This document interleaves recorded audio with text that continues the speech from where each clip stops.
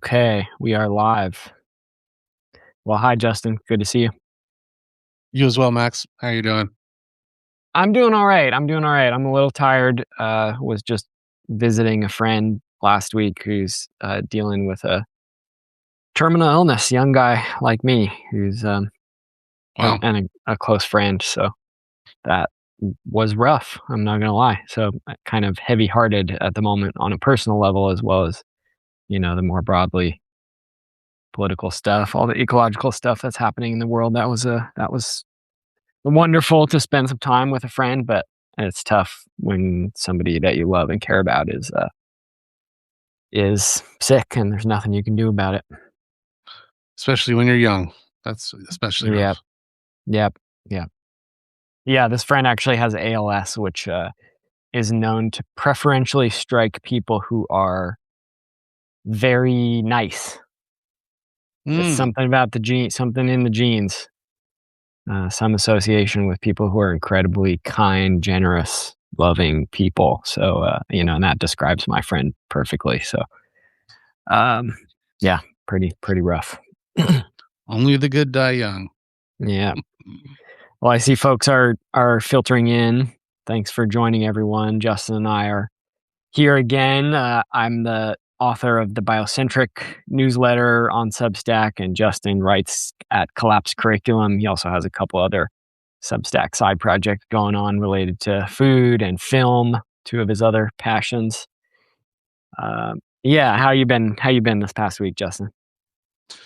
Oh, pretty good. I mean, the weather's been getting nice. And so, Mhm. although it's been a little bit up and down here and there, Mhm. but I've been getting outside, enjoying this Oregon spring as it's coming in. It's Mhm. almost April. It's like April tomorrow. Yep. Crazy. Yeah, time flies. And one of the things I'd like to speak with you about today is, well, we're going to dive into talking about the Iran war a little bit more, the ecological issues that is facing the world right now. We're going to talk about prepping, resistance, survival, intersection of resistance and resilience. We wanted to talk about leadership in resistance movements and social movements and patriarchy, violence against women, some of those issues. But one thing that I wanted to bring up is the hot summer that's expected. James Hansen wrote a piece recently about how the climate signals are that it's going to be a super El Nino coming this summer, starting this summer, which means it may be extra hot in this region of the world. And so, that's a challenge. And then, of course, on top of that, we have the effects of global warming are compounding with geopolitical issues. So, with fertilizer prices skyrocketing and supplies of fertilizer being impacted around the world, fuel for farmers, that combined with the heat that we can expect this summer and every summer in the future, basically, we're really coming into the era of danger in terms of food availability on a mass scale around the world. Uh, Glad you folks are joining. Thanks for the chats. Feel free to drop more questions and comments. What's up, Uh, Gavin? yeah, but Justin, I'm curious what you think about that issue of the heat and the super El Nino that's coming in. I want to give a shout out to Margie, uh, who is another writer here Mm. on Substack, a friend of both of ours. Um, I don't know how to say her last name. Do you? Oh, Prideaux, something like that. But that's what you did. she writes radically local here on Yes. Substack, She's in and Australia, right? she's in Australia, and she just wrote a piece about this called "The Hunger Gap is Coming," about specifically the intersection of heat, uh, uh, these disruptions to the industrial supply chains for industrial agriculture, and uh, you know the impacts that's going to be having, basically all the way into the future on food supplies. Yeah, Margie has a great a great Substack, and I Mhm, liked how she broke down kinda how they were planning on feeding a bunch of people with, mhm, throughout the whole year, you know? A lot mhm, of times with monocrops, they're not thinking that, like, how do you feed people? It's like, mhm, how do we, make cash off of this thing, this one product? Whereas they're thinking about, no, you have to have, yields throughout the year so that you can mhm, continually feed a certain number of people. I don't know a lot about that topic in terms of mhm, the actual growing part of it, but I'm very interested and I'm very concerned about it. Um, I was thinking about, that when we're talking about the heat, I was thinking about Las Vegas, where I have lived for a number of years. I'm in Oregon now, but, I was thinking about going back there, but, Lake Mead, they're looking at, that being down so low that they're building another 3rd straw to be able to pull water out of there. mhm. Uh, but I just wonder if, like, I mean, there's the food issue, but there's also, like, displacement. Yeah, How do you I mean, people need just drinking water too, and yeah, what's gonna happen with that? But the other side of that is that, an enormous amount of I think 90% of the water that's used from the Colorado River is for agriculture. It's not actually municipalities, and there's a lot of food that's grown in that area. I don't know if it should be, but based on the environment, but it is, and so, yeah, there's just a lot of areas where there may not be food coming our way from those places anymore. yeah. Gavin I mentions that maybe there's other places where it could become more you know, yeah. productive. Well, one thing I'll just throw out there is one of the crops that's mainly grown throughout the desert Southwest, here in the United States is alfalfa, which is Or sheep. extremely water, intensive to grow in these desert conditions. Um, He likes the and alkaline, is that why they grow it there? I believe so, but quite a lot of this is actually owned by, Gulf billionaires. A lot of this land Mm, is exported, or a lot of this alfalfa is exported to the Gulf to feed cows in the desert, in the Persian Gulf, in the GCC's countries that are getting hammered by Iran right now. Um, I think, I'm not sure which country it is, Oman or Qatar or what, but the largest dairy in the world is in one of these countries. And of course, we're talking about a fully industrialized facility in which the cows are indoors all year round, 24/7, 365 in a factory farm and just why? milked. Yep. Yep. Why? Yep. Yeah, so these crises that we're facing right now, one of the consequences of them is that they sort of expose these absurdities that have only been made possible because of the energy glut that fossil fuels have brought us. And I actually did an interview earlier today, not a live stream, but a recorded interview uh, with with a man who you might know as well, somebody who is most well known for riding around in a cart with his donkeys pulling him Oh, and yeah. advising everyone to slow down. I'm talking about Jeff McFadden, who Yep. is another writer here on Substack, and it was great to have a conversation with him where we dove into all these issues. And people like to think about his penchant for these draft animals as sort of an anachronism.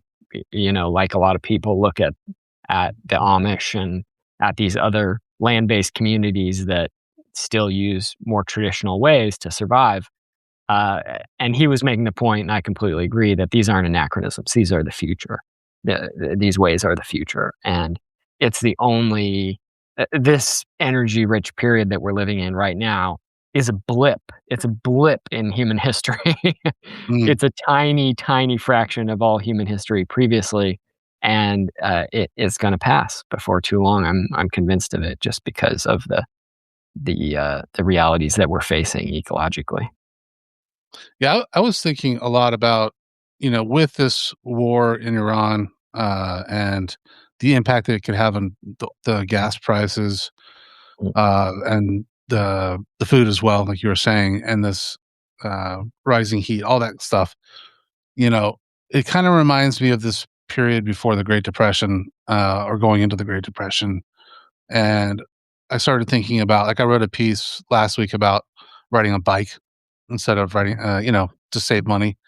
I could easily commute to my job with a bike. I know a lot of people already are like, "Duh," but, there's a lot of people who just never really we're not a bike culture as much, in the United States, and so that's just something I was thinking about, but I was also thinking about, the strategies that people used during the Great Depression, and that there's a potential to learn from some of those food strategies, especially.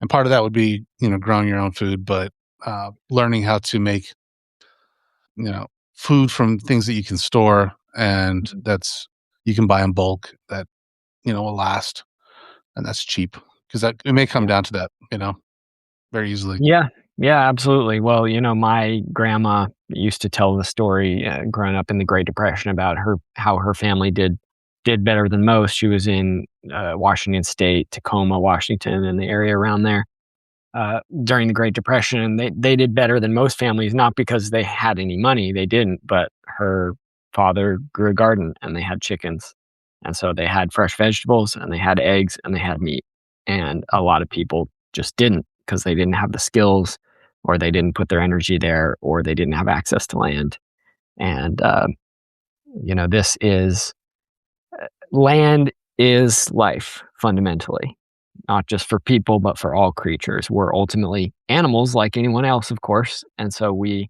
need habitat. We need land in order to provide for our basic needs.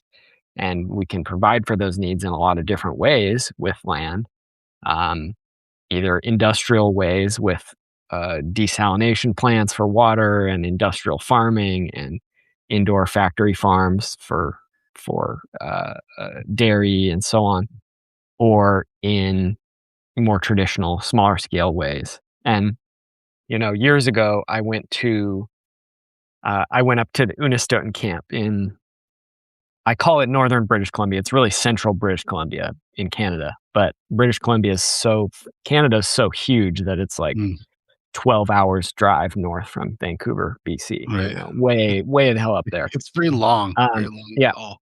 and the Unistoten camp uh, is a place that was set up by members of the Unistoten clan of the Wet'suwet'en First Nation, and they established their camp, reclaiming their ancestral territories, their indigenous lands, on the precise GPS coordinates that uh, actually 9 pipeline companies, I believe, 9, they were trying to build 9 pipelines from eastern British Columbia and western Alberta out to the coast of BC to export fracked gas, tar sands, oil, etc.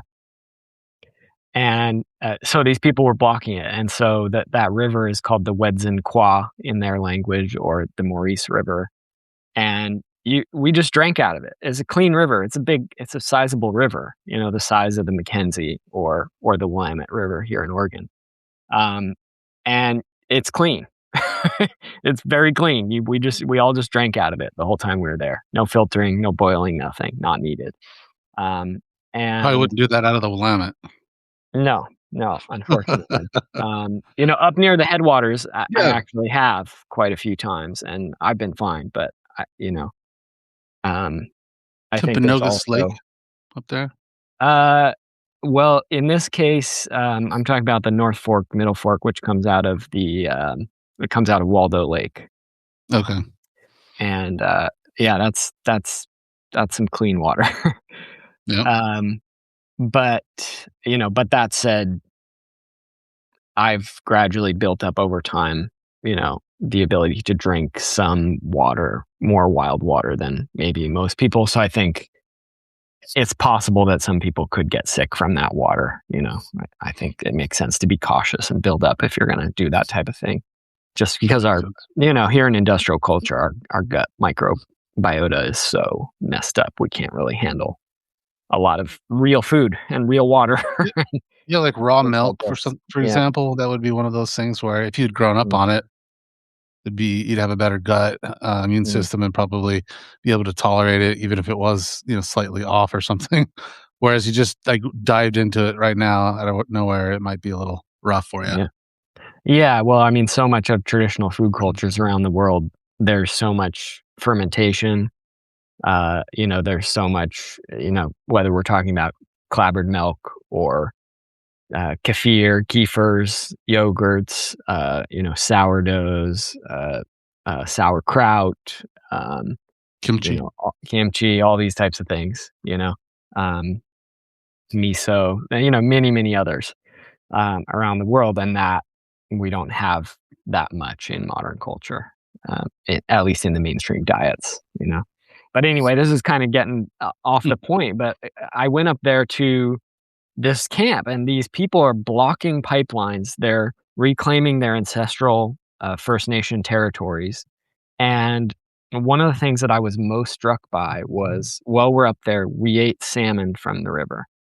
We ate beaver that they trapped in the waterways nearby. We ate moose. One day some of the hunters came back into camp with a moose, and the elder women butchered the moose on a table right in the middle of camp, and we all helped, and then we ate moose. We were using the caul fat, if people are familiar with that. We were, eating the all different parts of the moose. And after that trip, I went back. At the time, I was living near Seattle, and after that trip, I went back to the Seattle area, and I went to the nice organic food co-op outside Seattle, PCC. Some of the folks who are watching probably know it. I went into PCC, which is considered like the best food available in the Seattle area, where there's a pretty good local food culture, or organic produce. There's lots of local food being produced in comparison to like Utah or Nevada or these other places where I've lived and spent time, where there just isn't much local organic agriculture going on. The land can't really support it very well. And I walked into this organic food health store that's supposedly on the cutting edge of sustainability, and I just felt like, fuck, this is a plastic industrial supply chain dissemination facility. I had that contrast in my mind from food and water that actually came directly from the land to people. There was no middlemen. There was no industrial processing. There was no fossil fuel use involved. There was no packaging or plastics involved. There were no consumers driving back and forth to get to and from the store. There were no delivery trucks. And then I come into this grocery store that's supposedly the height of sustainability. And I just felt like, fuck, we are so far. We are so far from where we need to be, that, this is considered the cutting edge, and that, companies that are supposedly doing wonderful environmental things will put their products in stores like these and advertise them with labels that say things like plastic neutral or carbon neutral. The carbon emissions from this product have been offset, and so on and so on and so on. There's always more. And it just blew me away. That comparison just blew me away. And I keep returning to it year after year, because there is such a fundamental difference between an industrial food system, regardless of whether it's organic and local and all those things, sure, whatever, and a simply non-industrial food system, a real connected to the land food system. And the former, the industrial system, as we're learning, it has vulnerabilities in a lot of ways. It's largely responsible for the killing of the planet. I mean, industrial agriculture, but more broadly, intensive annual agriculture in general, is the most destructive thing that humans have ever done. It's more destructive than global warming and the fossil fuel industry. It's more destructive than logging. It's more destructive than mining. If you look at the amount of land that humans have transformed across the planet, the vast majority of it is dominated by agriculture. And very much. You look at the Great Plains, where you once had 50 million bison and 50 million pronghorn antelope and 30 million elk and, say a million wolves and 5 million grizzly bears and all the other life, the billions of prairie dogs and black-footed ferrets and peregrine falcons and bald eagles and sandhill cranes and uh, and owls and gophers and rattlesnakes and all the fish running through the rivers and the streams and the frogs and all of that has basically been exterminated for agriculture. It's gone. And here where we live in the Willamette Valley, 97%, I believe, of the oak savanna habitat, which used to fill the Willamette Valley, is gone, and that was destroyed for agriculture. It was agriculture was the driver of that, and to support the cities. Yeah, beavers, Liz says.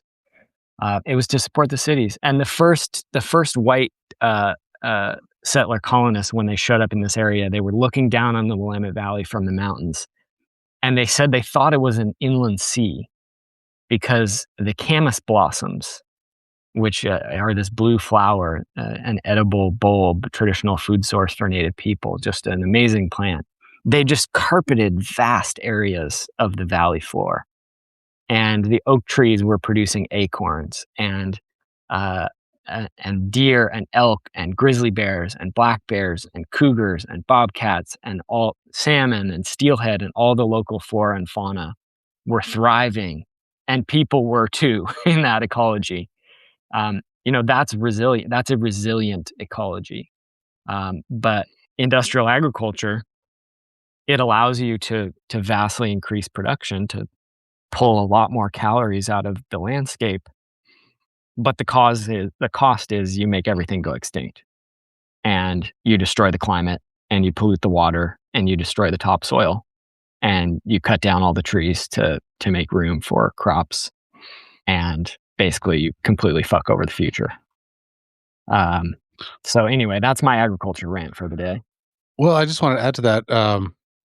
I started doing a series for a while, and I was highlighting like a country or a state in the United States, and basically the theme was how blank has fucked up their environment totally, and pretty much across the board. So I did Denmark out of curiosity. Someone requested it online, and if you go on Google Earth and just look at any country, especially Europe, Western countries, so-called developed countries, are the worst.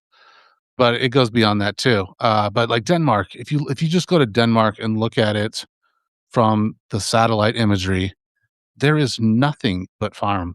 It is literally like, there is a few patches of trees. Almost 100%. Yeah. Yeah. If you zoom Probably in on those trees, 95% farm or something. Yeah, I think so. Whatever little patches of trees that they call timberland are just monocrops themselves. You can see they're planted in a row. Yeah.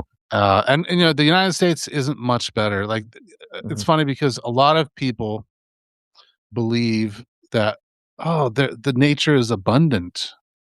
I had people tell me, in fact, there was a comment on one of your posts the other day. The guy was telling me that the earth isn't finite.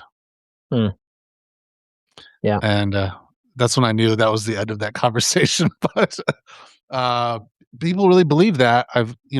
There's so many people who believe that, if you drive across this country, you just see nothing but open space. But that's just really a lie, because if you actually look a little bit closer, there's a line of trees on the road that you might be seeing that aren't going to be very thick. And then there's probably either agriculture for monocrops, or there's livestock, or if there is trees, a lot of times there are trees that are just going to be that have been planted in tight quarters for harvesting later. It's a monocrop tree plantation, essentially, right? Yeah. Yep. Yeah. Somebody's commenting on my moose cup. Yeah, I mean, if you look at national parks and wilderness areas in the United States, to take the areas that probably have the highest levels of legal protection for now, we're talking about 5% or less of the landmass of this country.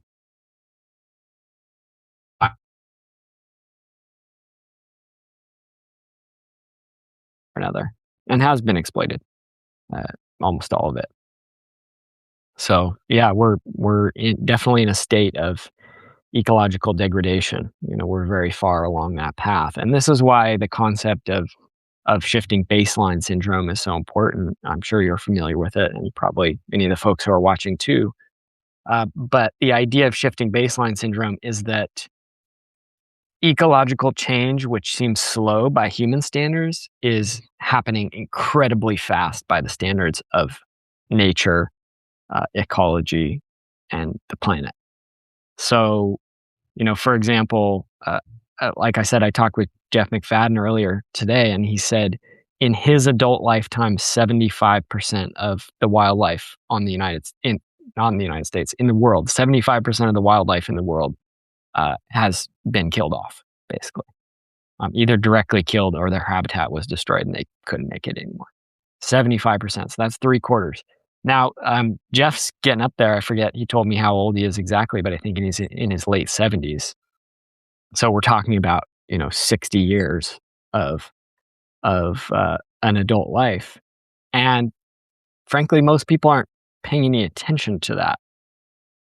Most people aren't in direct relationship with the land. They aren't daily out on the land. And if they are, it's in these sort of parks and manicured spaces that are made for human beings and controlled for us in one way or another. There's very few people who have direct relationships with wild creatures. It's one reason why, I was a vegetarian for many years. I'm not anymore. No shade towards people who are or aren't, whatever sides of that they fall on. But one reason that I stopped and why I hunt and I fish and forage is because I wanted to have more of a direct relationship with my food. And, I also garden and member of a CSA from a nice little local farm, get some good stuff from them and so on. But I wanted to have a very direct relationship with my food in the sense of I know, like, I hunt this particular elk herd. I know where they live. I know their general patterns. I've spent days and days and days on the mountaintop watching them, interacting with them. They've fed my family. Those elk have fed my family for about a decade now, and that means I have a responsibility, not just to sort of nature in an abstract sense, but to those elk, like that herd of elk that live in that particular area on that mountain.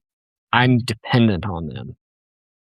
Not in the same way that I would be if I didn't have, other industrial food sources available to me. But, similarly, there's a river that I like to go fish up here outside of town. And that river, those fish, those rainbow trout in that river have fed me and my family for going on a decade now. And that is a direct relationship of dependence that is so different from going to the grocery store and making a consumer choice about whether or not to buy a certain product. And I think that relationship is important. I wrote a piece a while ago about the experience of elk hunting and what that has meant to me to sink into the land, to go out into the wilderness for a week at a time and spend all day after day, walking through the hills and through the forest and sitting on high places and watching the animals and watching for the elk, and then trying to figure out if any of the elk can be hunted and if we should or should not. And then having the experience of taking a wild animal's life. And I have to give thanks because here in the United States, for all the flaws that we can say about wildlife preservation and wilderness conservation and the old environmental and conservation movement, which was incredibly racist, colonialist, built on these assumptions about human separation from nature, on and on and on. One positive that we can say about that movement is that they did really well when it came to things like conserving elk. A lot of countries, the herbivores, the huntable animals, have just basically been completely killed off. They're just gone. And that's not true in the United States when it comes to some species. Like the buffalo are mostly gone. They only basically exist in a few areas, really one or two areas in the United States where buffalo roam free and are not fenced. If you look up the numbers, you'll see things saying there's whatever, 1 million buffalo in the United States. Most of them are basically livestock who are kept on small farms and treated like cows. There are Yeah, I saw 'em very few. at the north rim of the Grand Canyon. I saw some there. That was Yeah, kinda cool. yeah, yeah. Small population there. The wild populations, I believe, are in southern Utah and Henry Mountains and around Yellowstone.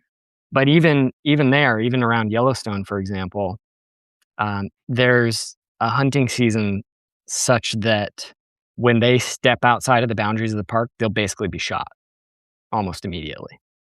And this is the buffalo aren't really allowed to practice their real life way. They're not allowed to migrate across large areas of the landscape. And they keep trying to do it year after year after year, just like the salmon will come and batter themselves against the dams.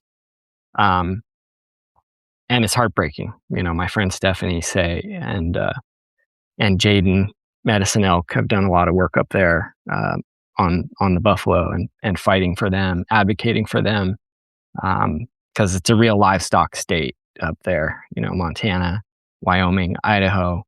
It's all cattle all the time. That's where the political power is at, and so buffalo are basically treated as an inconvenience and managed at this.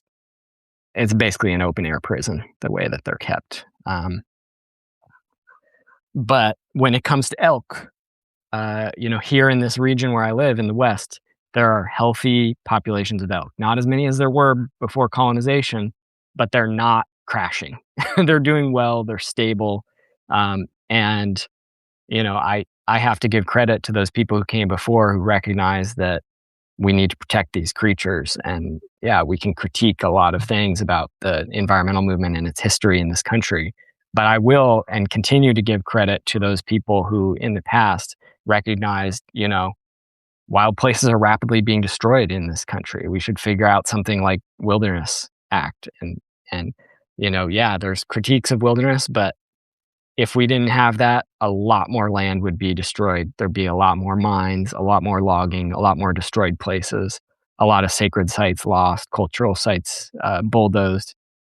And so these imperfect tools, I'm very glad that they exist to some extent.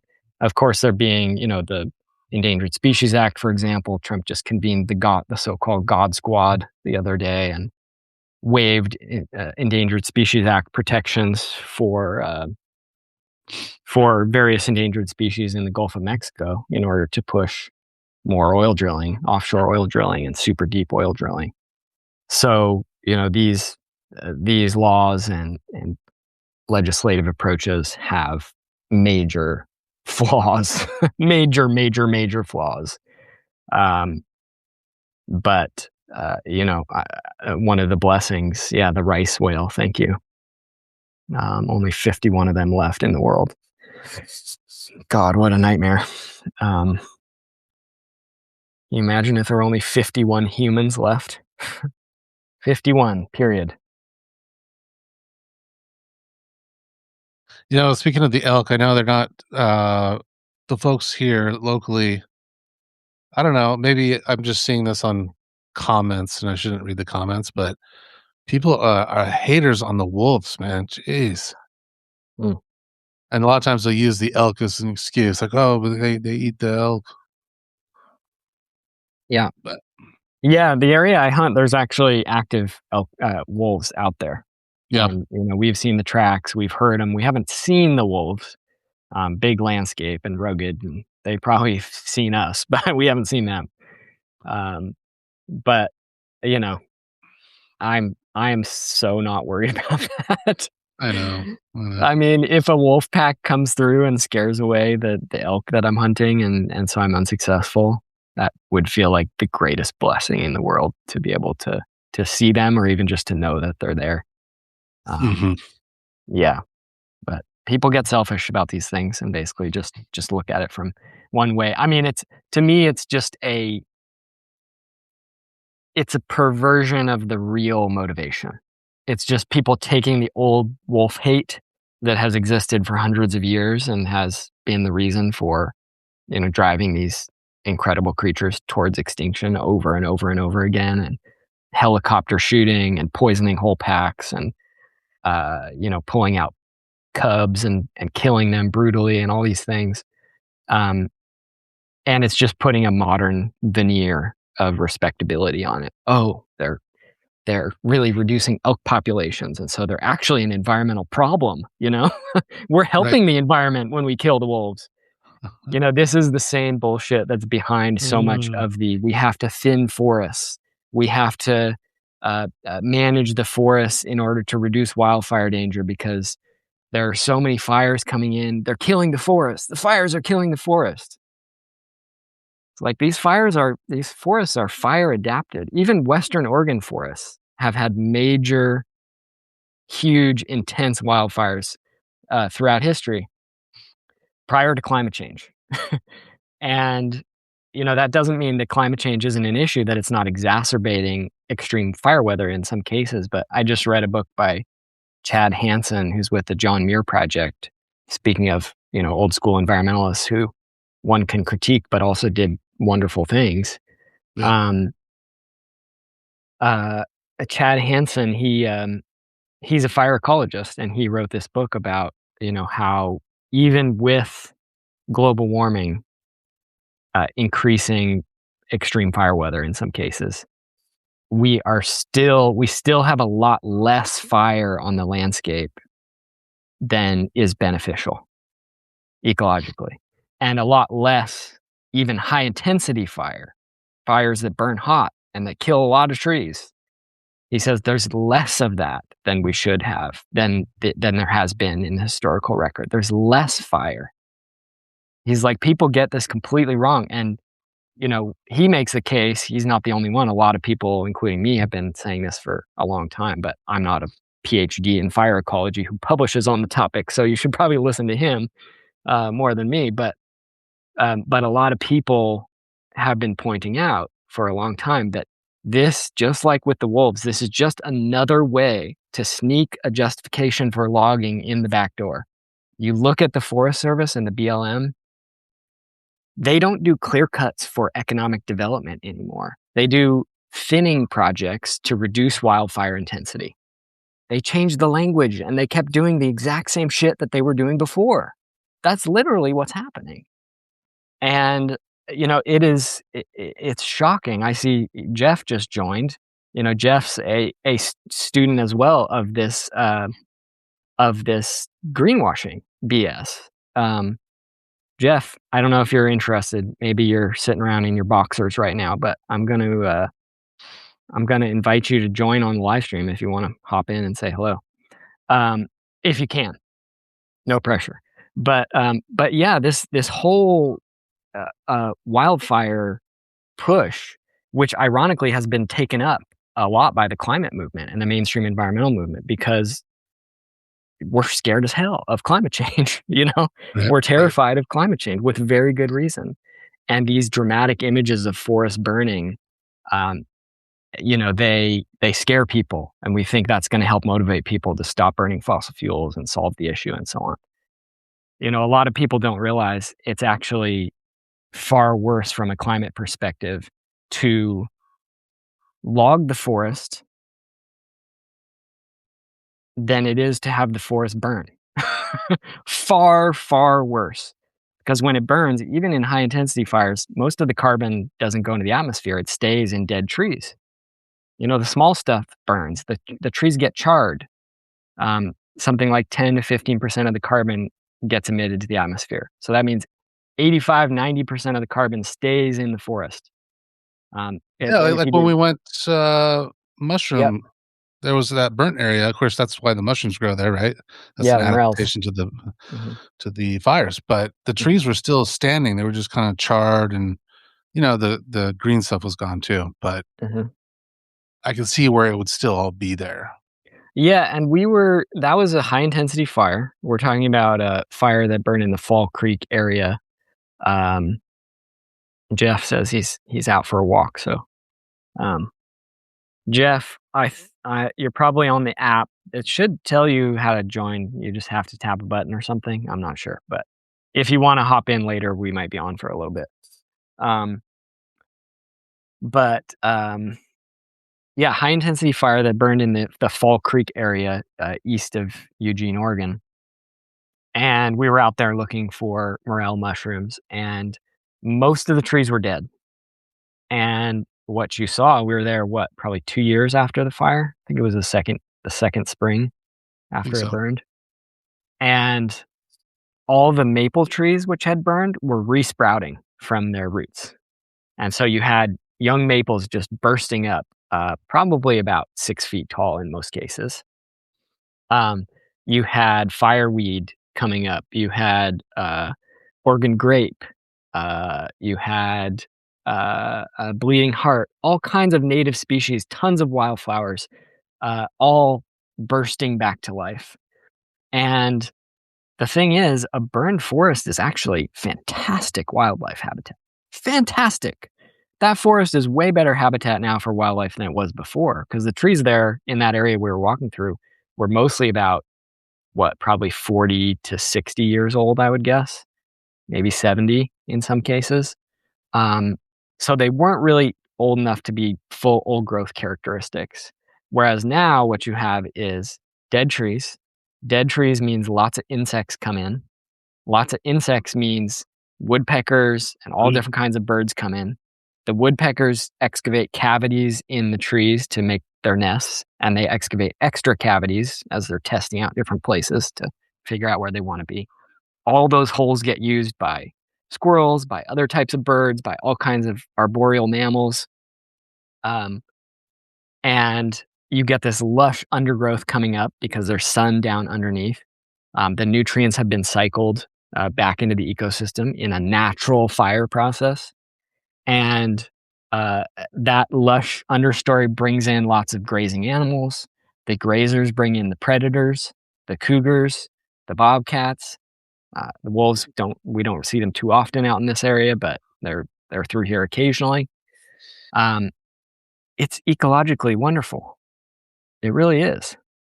And that's what Chad Hansen is trying to teach us in his book, is that we still look at fire as this big bad thing, and it's really not.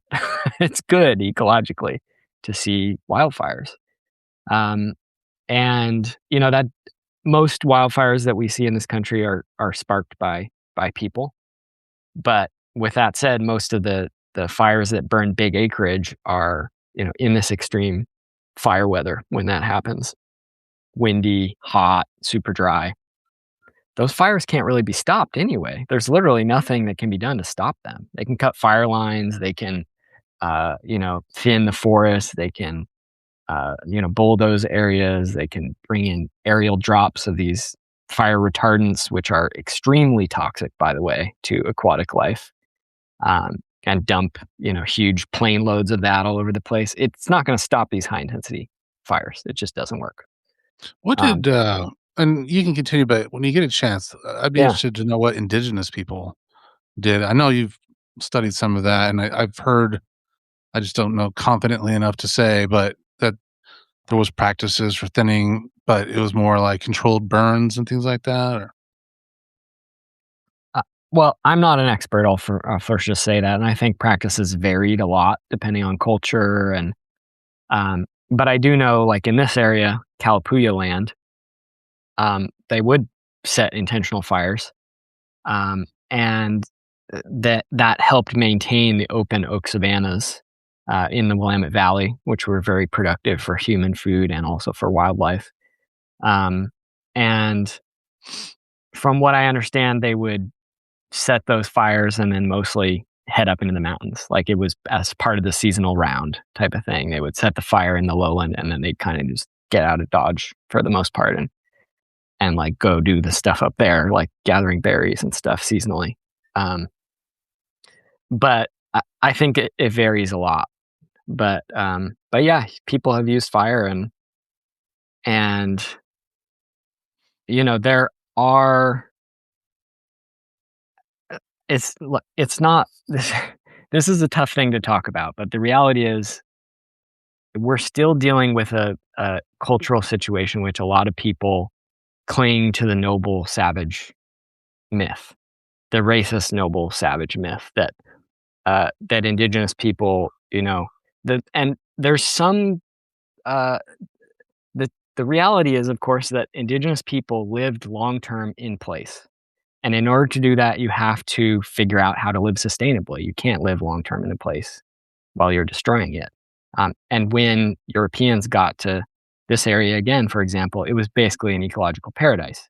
So obviously, the people had figured out how to live in some sort of balance with the natural world.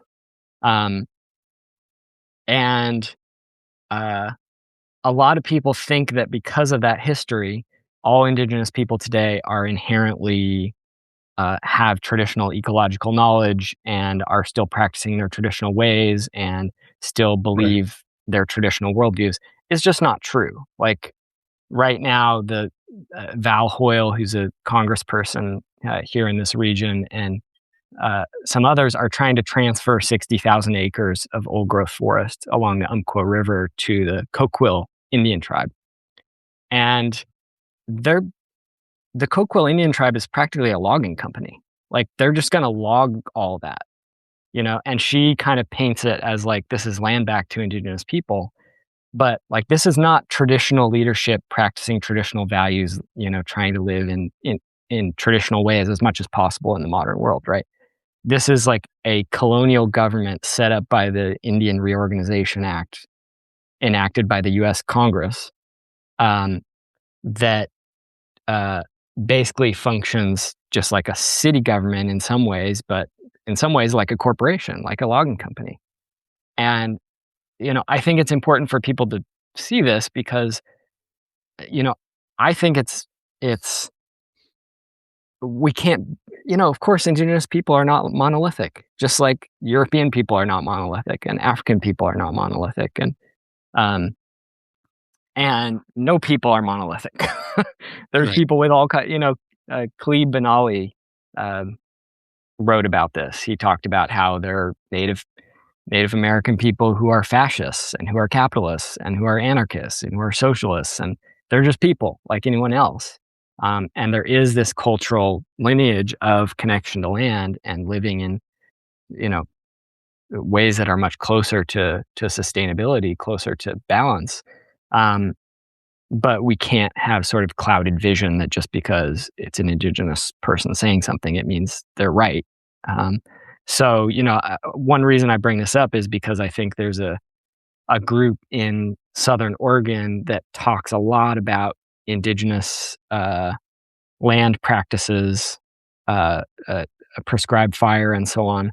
But they also practice a lot of thinning and a lot of logging. And Mm. this is something that, in my opinion, you see coming out of the Forest Service, coming out of the Nature Conservancy, coming out of these very mainstream capitalist aligned enterprises that are caught in this we have to manage wildfire, we have to manage the wildlands perspective. And uh, and I think people, uh, I think there's a momentum to that, you know.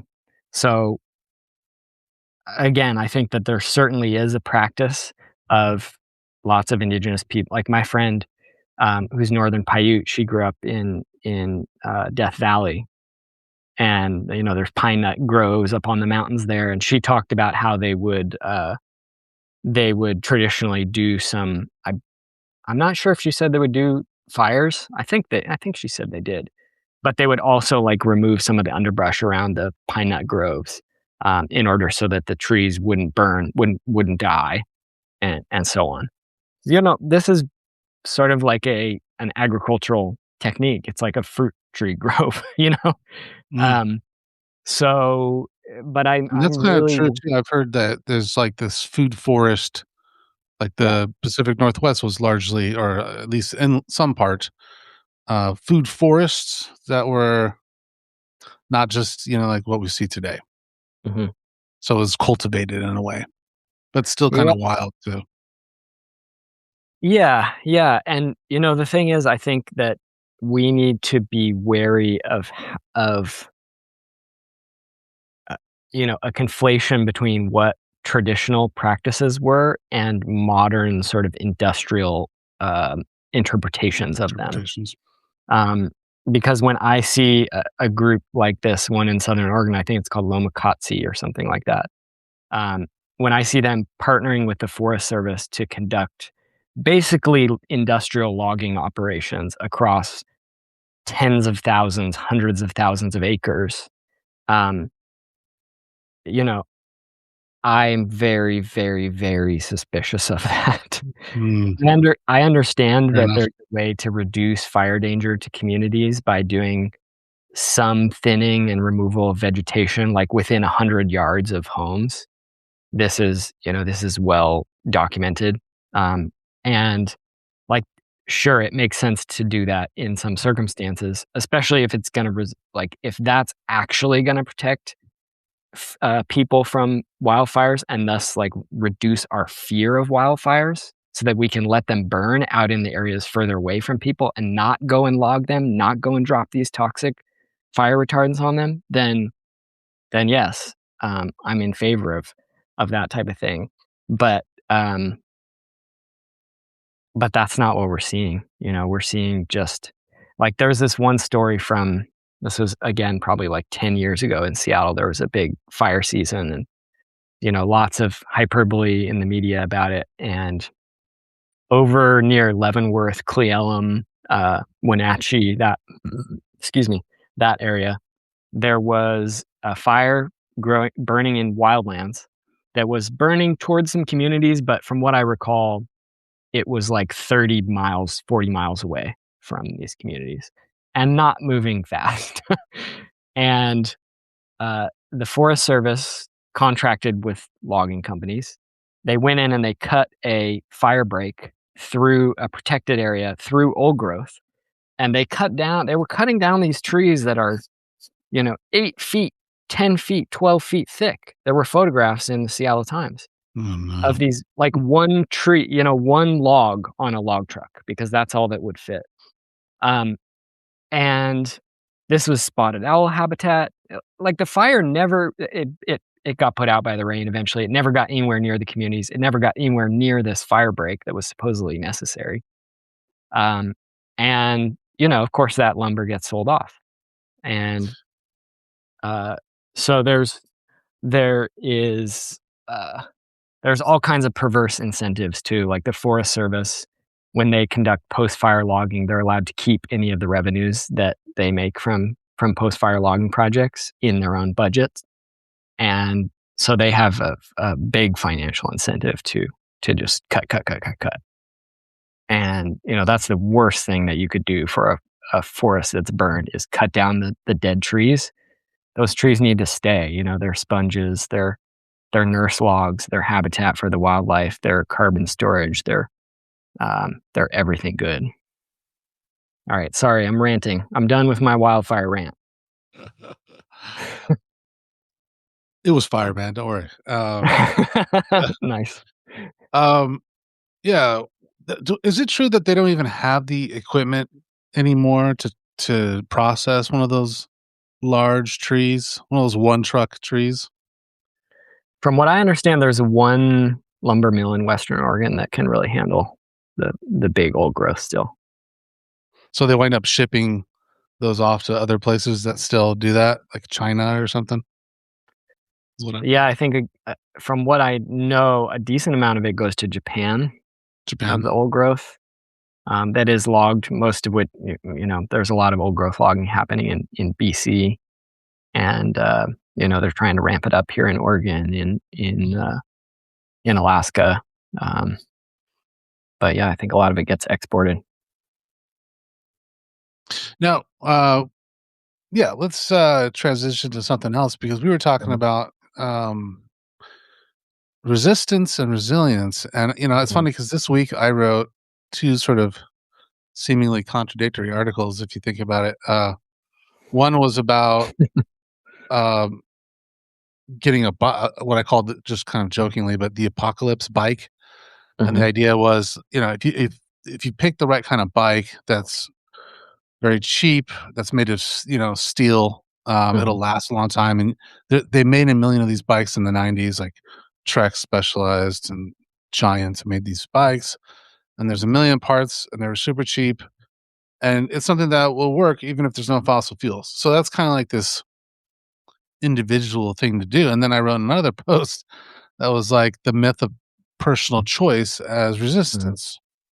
And so it's an interesting sort of intersection because personal choice itself, as a consumer choice, in other words, isn't really something that changes things. Like it wasn't consumer choice that got rid of DDT or CFCs, mhm, or that created wilderness protection or endangered species lists. It wasn't. mhm, It was other things that did that.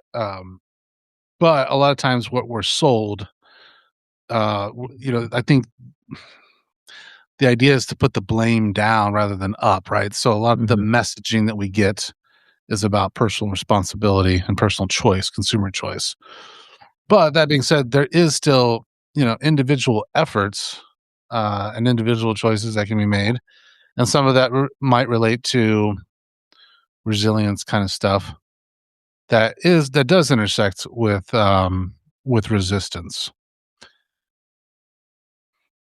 Yeah, I read your piece and I read both your pieces and I thought they were good, living here in the earthquake zone on the West Coast, I've often thought, just that having a bike is essential for when that earthquake hits because the roads are gonna be very hard to navigate in those cases, but if I had to go try and find a loved one or access medical care or get supplies or water or something along those lines. A bike allows you can carry a bike around obstacles or over trees falling across a road and so on. But a car is just useless basically.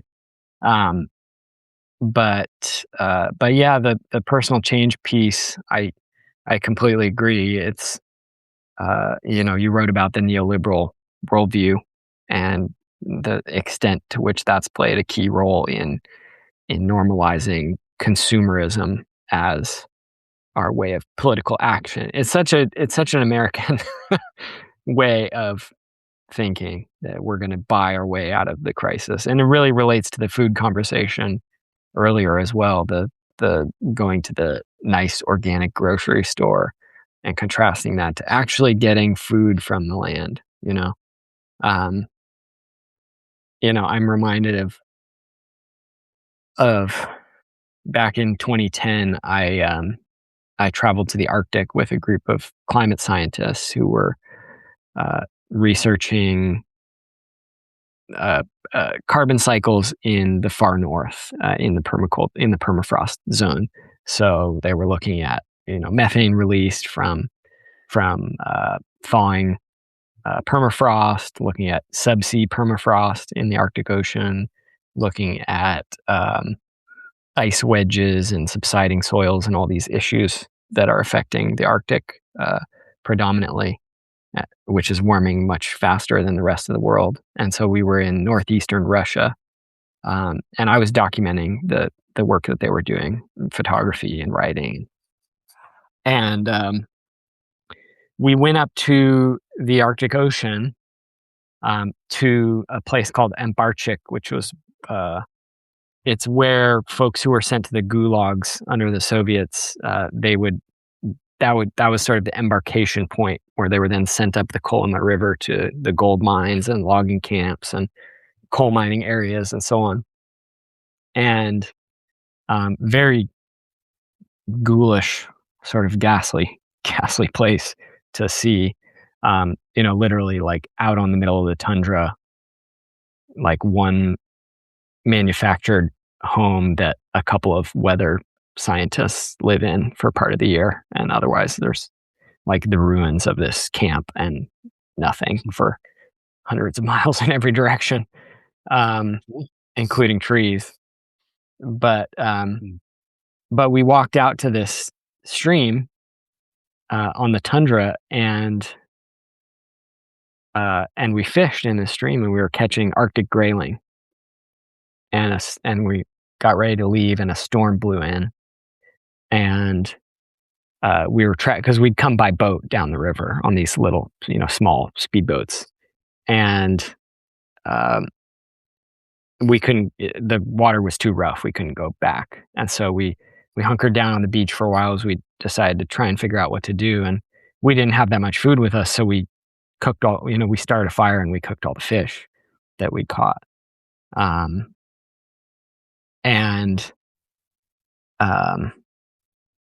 direct relationship to food and to place is so essential. I'm thinking about, in relation to your article about the personal changes and personal responsibilities, one way that I've often thought about it is not so much what sort of political change can we create through our individual actions, but rather what individual freedom and autonomy can we gain through our choices, that then we can use that freedom to take political action, to engage in social change processes, which are collective by nature.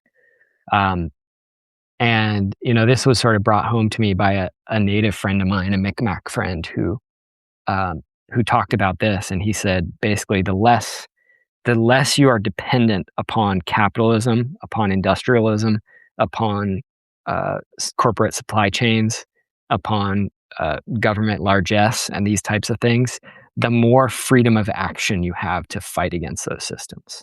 I mean, that could be one reason why they killed all the buffalo. Because if you kill the buffalo, then those people that didn't have to rely on industrial or other systems, because they had the buffalo, suddenly have to rely on other systems. They have to conform rather than fight. Another example, I think there's a lot of examples, and someone was asking me about this in the comments, and one thing I was thinking of is the Irish. I think one of the reasons why they were so successful getting the British out of the Irish Republic, what is now the Irish Republic, was that it was a society that didn't rely on anything from the outside as much, especially for food. They had it's agricultural society, and so rather than, they weren't strictly tied to British mercantilism on a lot of fronts, and so if they didn't, maybe they didn't get tobacco or whatever, but they had the food that they were growing there locally to rely on. And so having systems where people can provide for themselves, like you said, they don't have to rely on the industrial system, just frees them up. Yeah. Yeah, and I think it's important for people to recognize too, if you are opposed to the destruction of the planet, to global warming, to the destructiveness and alienation and immiseration that industrial capitalism creates around the world, you are in a war. They are waging war against the planet and people. And they are doing so with economic weapons, with military weapons, with political weapons, with police forces, with laws, with courts, with bombs, with guns, with surveillance and repression. It's a war. And we have to recognize that we're in a war, because when we understand that, then we can see past these really simplistic, frankly, stupid ideas. And I say that as somebody who used to believe firmly in them myself. So I'm not trying to throw shade or, to anyone who believes that now, because I didn't used to know this. But it's a stupid idea, frankly, that we can buy our way out of this crisis, that we can take individual consumption change actions and change the world. People throughout history have recognized that when you're in a situation where an oppressive force is waging war against your community and your future, then you need to fight back. And there are various ways you can do that. It doesn't necessarily have to be violent. People have figured out ways to fight non-violently. In some cases, that can be effective. In some cases, it's not. But but it's a war. And, one quote that comes to mind when I think about this is um, my friend Ben Price, who's a colleague at CELDF. He's been working with CELDF, Community Environmental Legal Defense Fund, for many years. And he specializes in the history of the United States and the development of corporate power and elite control from the very beginning of the founding of this country. And so many years ago, he traveled to the Pine Ridge Reservation, and he was giving a presentation there about these topics.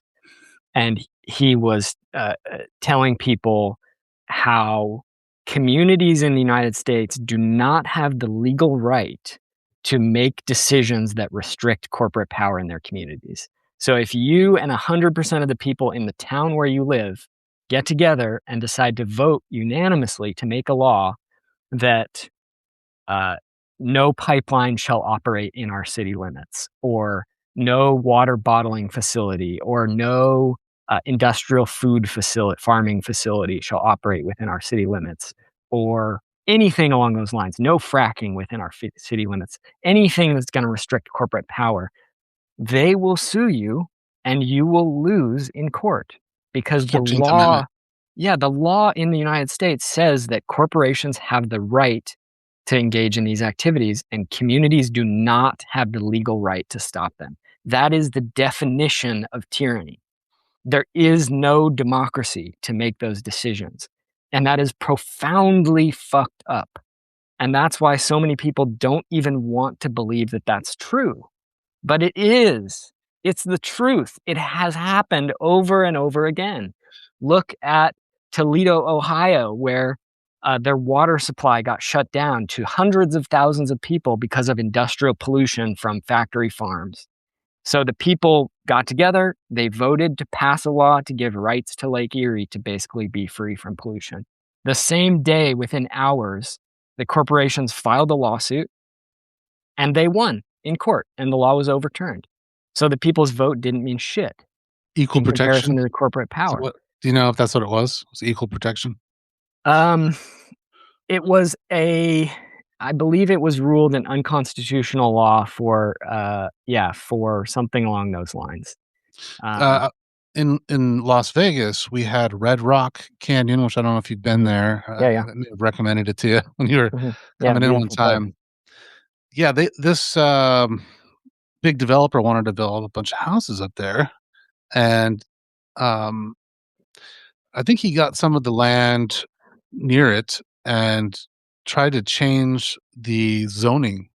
Hmm, And as he was trying to do that, the state and the county changed the boundaries, what they hmm, call the disposal mhm, boundaries, which is a good hmm. word because the Yeah, disposal area are the places where they dispose of all things nature and build, yeah, right? yeah.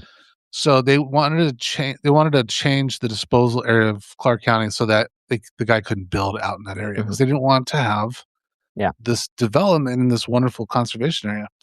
Well, he sued them, and under the 14th Amendment, I think it was the Equal Protection Clause, Mhm, which was passed after the Civil yeah. War. You're They used discriminating. that You're discriminating against the corporation. because Yeah, he had people. bought the land, and yeah, Yeah, then you changed the law. That was like the rationale that was yeah. used in that particular case, but it was incredible. Yeah, people don't realize, I mean, these amendments that were passed after the Civil War have been used far more times to protect corporate power than they were ever used to protect freed slaves or black people in the United States. Far, far more. I mean, the legal system in this country is entirely, I would say, captured, but it's not even captured. It was just designed for them from the very beginning. Um, but to that story that I was telling a second ago about how Ben was giving this presentation at Pine Ridge and Mm. telling people about how we don't have the right to make decisions locally. Um, Deborah White Plume was there, who she passed away a number of years ago, but she was a prominent Lakota activist woman, and she responded. She said, "Oh, so your communities are like the white man's reservations." That was her response. She said, "The only difference is we know we're on a reservation." Those were her exact words. "The only difference is we know we're on a reservation. We know we're this." I'm not quoting here, but we know we're occupied by a foreign power. We know we're living under a colonial uh, occupying force. We know this is a war. We know this is nakedly about domination and violence and the theft of resources and accumulation to the wealthy. And you don't. Man, like how it doesn't get any clearer than that, you know? So that's what I mean when I say that we're living in a war. And I think it's so important that people understand this because it changes our entire political conception. You know, I'm not entirely against working within the system. There are ways that people can work within the system to prevent harm, to slow harm, to reverse destructive policies, to protect certain areas. It's more than worthwhile It's one to work front of the within the war, though, system. right? It's Right. not the only front.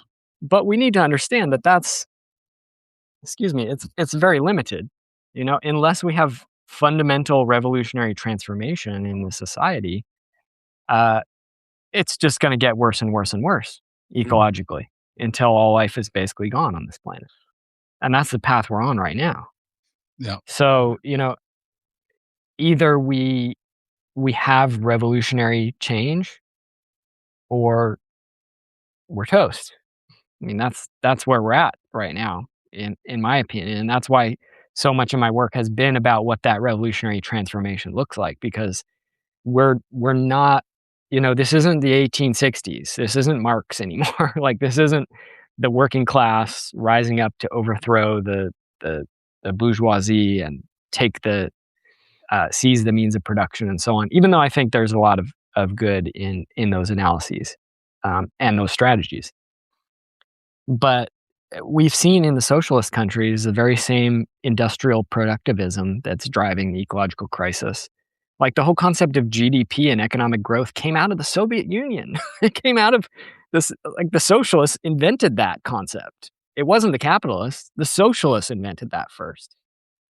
Um, so, you know, and you've written about Vietnam, for example, and the wake of their revolution and how the ecological situation there, which is horrendous, not just because of the imperialist aggression and Agent Orange and the bombing and all that, but also because of the homegrown industrial activity, the pollution, land destruction, logging, industrial agriculture, over tourism, you know, power plants, fertilizer, all that stuff that is coming out of their own society. All they did was Um, replace the people on the plantations with the right. locals instead So, of foreigners. That's you know, about I'm it. with all that said, you know, I'm very much in favor of unions, of workers organizing, of revolutionary organizing from a socialist perspective. But we need to understand too that that's not alone the answer. And that's why, like I said, a lot of my work has been what is the revolutionary transformation look like in this time? And Well, and that is I mean, that's like at the heart of the question. I mean, I've had people ask me kinda like, "Well, okay, you're right, but then what do we need to be doing then?" yeah, And I know it's not an easy, simple answer to just give across, but what would you sort of how would you characterize where people should sort of start thinking about that? I actually do think it's pretty simple, Okay. you know, and Good. it's It's not, it's the reason why people would say it's not simple is because we've been talking for an hour, over an hour, 15 minutes now, and now we're getting to Easy. this, all right? Like, Yeah, you right. have to lay the framework of understandings that lead you to the actual strategy that is needed in this time. You can't just sort of go up to the average person on the street and say, "Here's a strategy that I think is relevant," because they'll just say, "You're literally crazy." There's a lot of uh, scaffolding that has to be created, you know, and people sort of need an intellectual framework, an analytical framework, and a values framework, you know, frankly, in order for the strategy to make any sense. And that's why I've called my publication biocentric, because I think that if we don't have a biocentric perspective, a perspective that takes the natural world as the center of all life, and our number one necessity and priority has to be protecting the natural world for future generations, then it doesn't really matter what else we do beyond that. Like if we don't have that as a foundation, then you know, just might as well just walk away, in my opinion, in some senses, because what comes out of that is going to be really problematic, as we, as the examples that we talked about earlier in regard to wildfire and forest thinning and all the greenwashing that I've written about previously in regards to renewable energy and electric vehicles and so on. Those are examples of that. But really, I think the strategy and the revolutionary path forward from here is very clear, which is that this system that we're living in is unsustainable, right? That's first thing. Number two, if something is unsustainable, that means by definition it will not last. It will fall at some point. Number three, the longer it is before the system falls, the more will be destroyed. The worse the climate crisis will be, the worse the extinction crisis will be, the more humans there'll be living on less land with more water, fewer resources, more conflicts, and more heat fueling it all.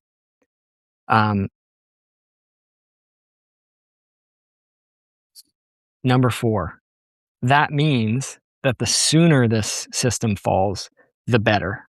It reduces the negative outcomes that we face.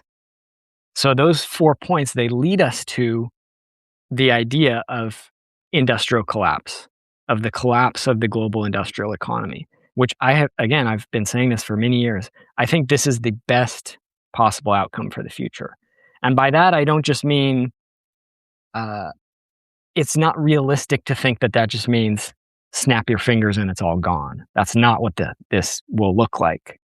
We're already in stages of this industrial collapse. We're at the plateau where the system is attempting to grow more. It's attempting to control more and more of the planet, but it has more and more vulnerabilities, more and more cost to maintain it. And it's starting to get rickety.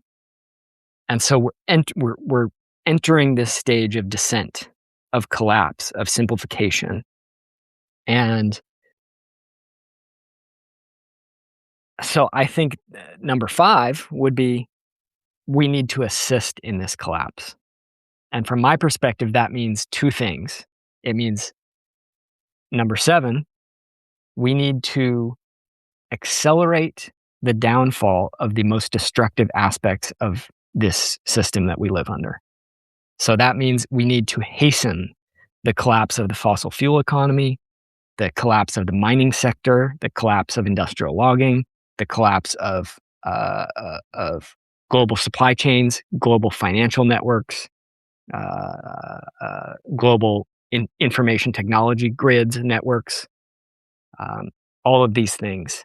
These are the sort of drivers, the engines that fuel the destruction of the planet. And the sooner those go down, the better. And number 8, that means that we are in many ways dependent upon these systems, as we were talking about earlier. And so as we work to accelerate the collapse of those systems, we also need to be building up the alternatives. We need to be demonstrating that there are different ways to live, and we need to be working to cushion the human rights impacts that are coming, regardless of whether or not we do this step. They're coming. It's a double because, again, number 1, the system is not sustainable. Number 2, that means it will collapse, right? So number 8, regardless of whether or not we do this action, we deliberately work to undermine these systems, the collapse is coming. It's here. And that means we need to be building alternatives and working to soften the fall, to try and protect human rights, to try and make sure that as the collapse accelerates, we see less Trumps and more real ecological governments, more community resilience efforts, more work to enhance salmon runs and protect biodiversity, so that human communities can nestle down into those ecologies as the industrial systems collapse. And so that's it. That's 8 points, and that to me is not very complicated, but it's also not super simple either. It's not a soundbite. I'm not going to be on CNN or MS Now talking about this, or Fox News. So that's would you call that a grand strategy, or like sort of a philosophy of resistance? Yeah. Yeah, to some extent. Now, then there's the tact. I guess it would be like the tactics. So you've kind of outlined Mhm, what needs to happen, the mhm. objectives. Yeah. Like if we were talking about the war in Iran and them not having Mhm, any objectives. But you actually laid out the objectives. And then um, yeah, I guess the next sort of the kicker really is mhm. how do you do that? The How do tactics. regular people? How does this lady that commented on my post, Jan? Yeah, She was like, What am I supposed to do?" yeah. Well, again, there's sort of 2 parts of that, right? Number 7 and number 8 in terms of the actual actions that come out of this. So number 8 is about the resilience. It's about human rights. It's about alternatives. It's about, softening the fall for humans and non-humans. That's the Uh, resilient side. that work is, in my opinion, pretty straightforward. There's a lot of people involved in stuff in that arena. Whether we're talking about, Margie, who we spoke about earlier, whether we're talking about folks doing eco village work, doing uh, actual land restoration work and protection of wild species, whether we're talking about protecting human rights in various ways, people working to oppose the rise of fascism, I think, are very much working on this, whether or not they are perhaps aware of how it fits into my schema. Mm.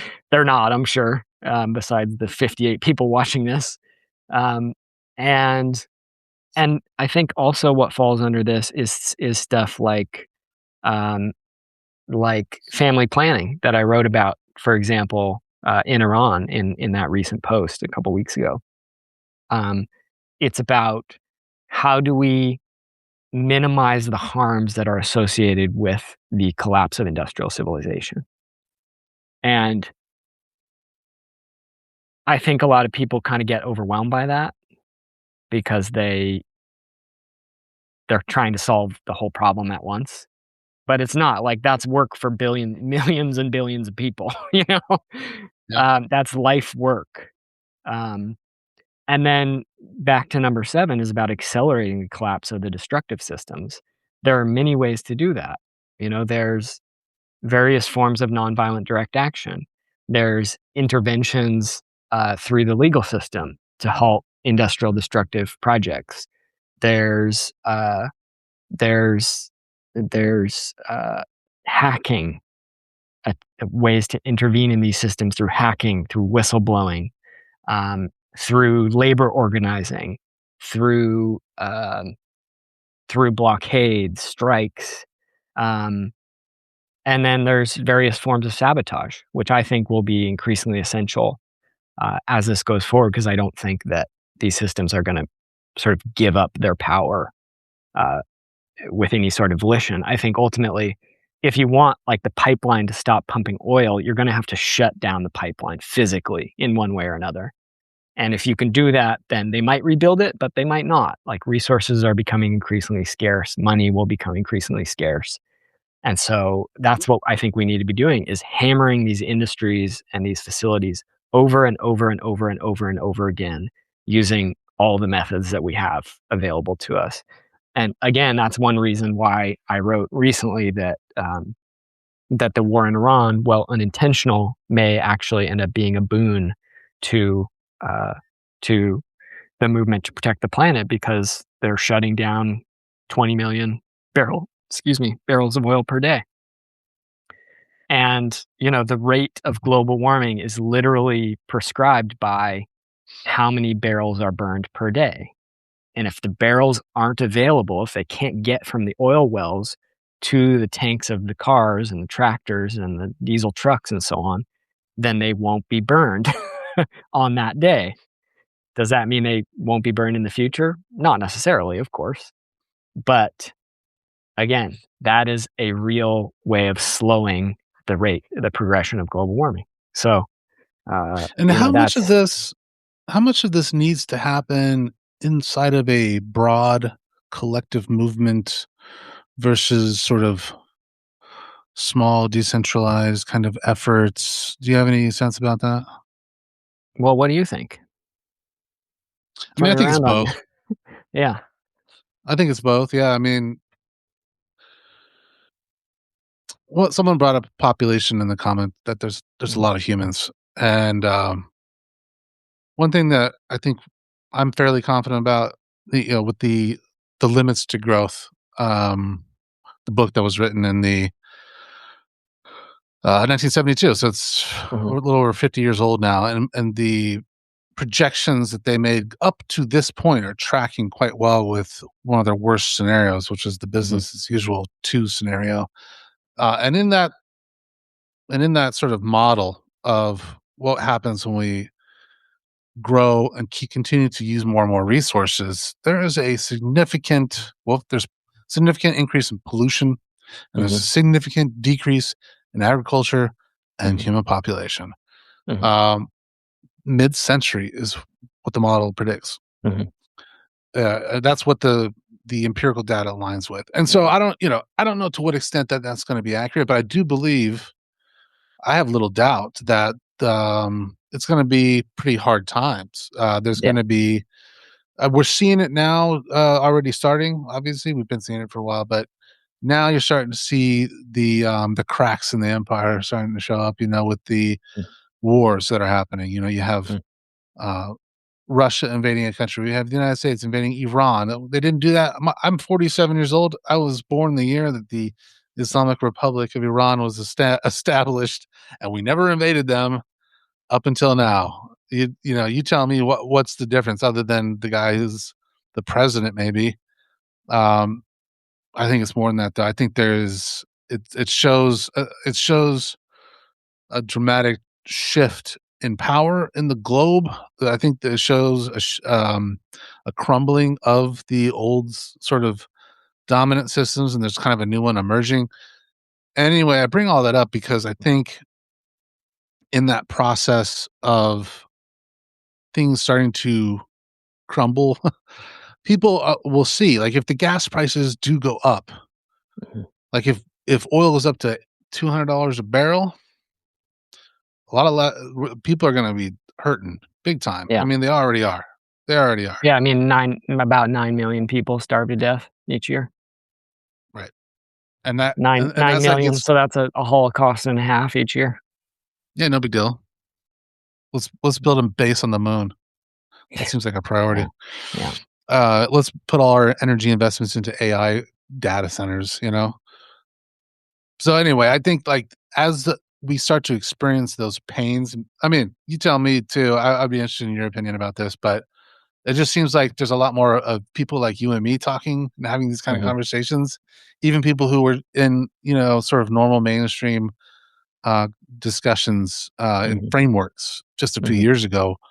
People are starting to talk about collapse and about not relying on. And once that happens, when people can't stop believing that they can rely mhm, on mhm, the hegemonic systems that they rely on right now, mhm. then I think the size of the movement can grow. Mhm. And so I Yeah. don't know, if you look at the Vietnamese and the Chinese sort of they're like the little red book, that Mao wrote, and Mhm, some of the similar philosophies of that movement. They talked about it being happening in stages. Like revolution mhm, happens in stages. mhm, We're kind of in this sort of pre-revolutionary stage of the mhm, revolution, mhm, where maybe like it's maybe probably a good time to start seeing more disruption because mhm, things are already naturally being disrupted. And if I don't know, it's one of those like things where if you do too much of it, it might backfire.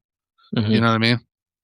Yeah, but I mean, I people have brought that one up to me a lot Yeah, as I talk about eco-sabotage. People are like, "It's I'm just gonna backfire, it's only gonna lead sure. to more repression, and, so basically it's not worth doing." I'm gonna write a whole piece about it, but I just don't buy it because I'm like, what repression aren't they doing right now? Like, we live under a surveillance state. We have federal agents killing people in the street and tearing families apart and sending them into cages. Like we have AI driven monitoring of every unencrypted communication that's taking place on the internet in the entire world, plus probably a lot of the encrypted stuff too, maybe all of it. I don't know what their full capabilities are. Um, we have the largest prison population on Earth. We don't live in a democracy, as we discussed earlier.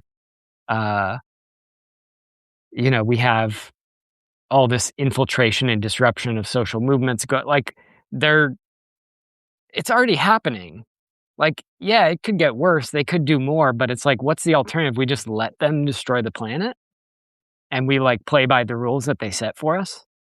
It's just ridiculous to me. Like, do you think, you know, the thing is, these exact same debates play out anytime there is a revolutionary circumstance or a resistance that emerges. Exactly the same. In Warsaw during World War II, when folks were organizing, when Jews were organizing to form an underground resistance movement to fight against the Germans, there were many members of their own community, respected people, family members in some cases, who said, we can't fight because it will just invite reprisals against our people. And those reprisals did take place. It was a real fear. It was legitimate. It was justified. And yet those who resisted said, we have to resist anyway, because the alternative is you get on the cattle car. And they didn't know at the time, but those cattle cars were headed to Auschwitz and to the other camps. And that's the situation that we're in. And it's easy for folks living here in the United States where I am. Like, I'm a white man. I'm very, very privileged by the standards of the world. But a lot of people don't have that privilege around the world. And a lot of people are face to face with the brutality, the violence of this system, in more ways than one. I mean, I just mentioned the 9 million people who starve to death every year, despite the fact that there's plenty of food produced to go around to them. It just isn't profitable to feed those people, basically. Yeah, so I mean, I just think we need to fight. We need to organize. We need to resist, and we need to use any means necessary.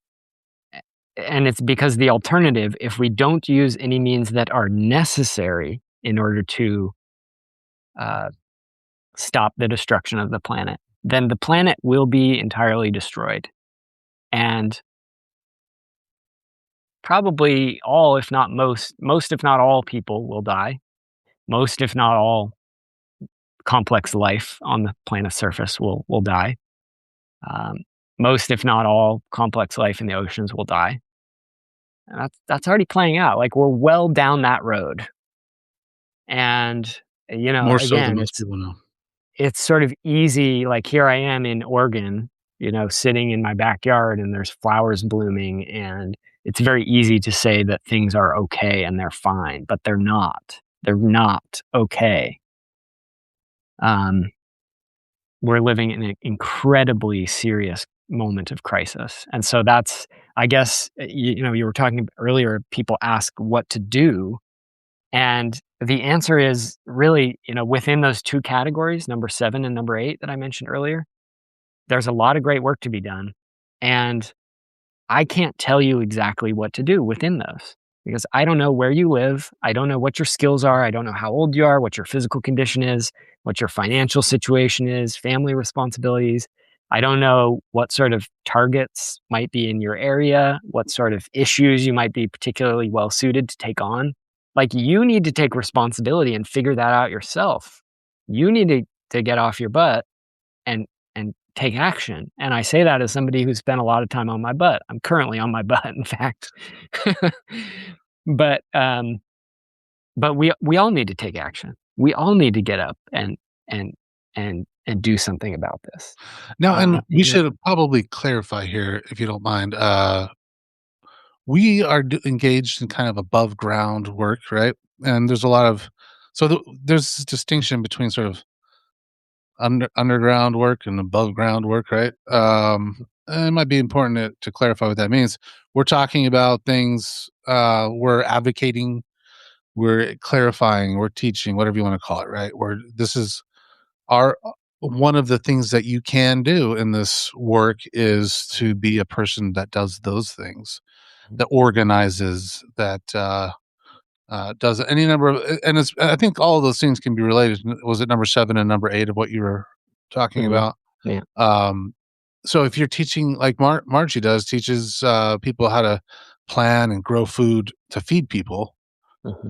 that is something that you can be doing. That's part of the movement. That's part of the revolution. Uh, may not be the only part, certainly, but it's just one of the components that's necessary. Mhm. Um, and then there's people who will do things that might be punishable or may get them in trouble with the states, right? Mhm.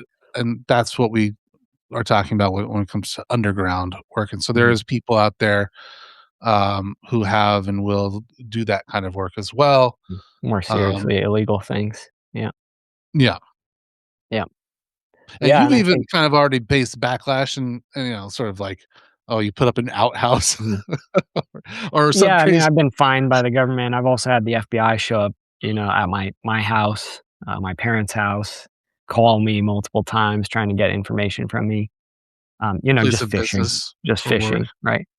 But we need to understand that if we want to seriously change this, that means challenging the most entrenched systems of power on the planet. And these people are violent. They're sociopaths.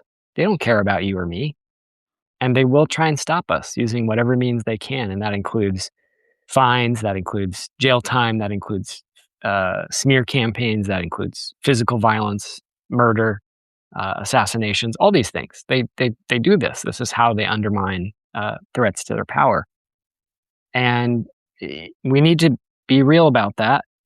We need to take precautions, and we can't let fear stop us.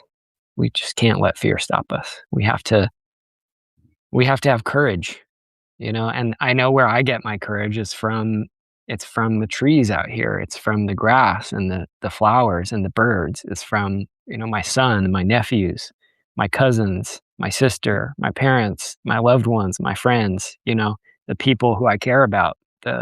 It's from the elk herd. It's I from was the gonna say the elk salmon, herd from the probably. trout. Yeah.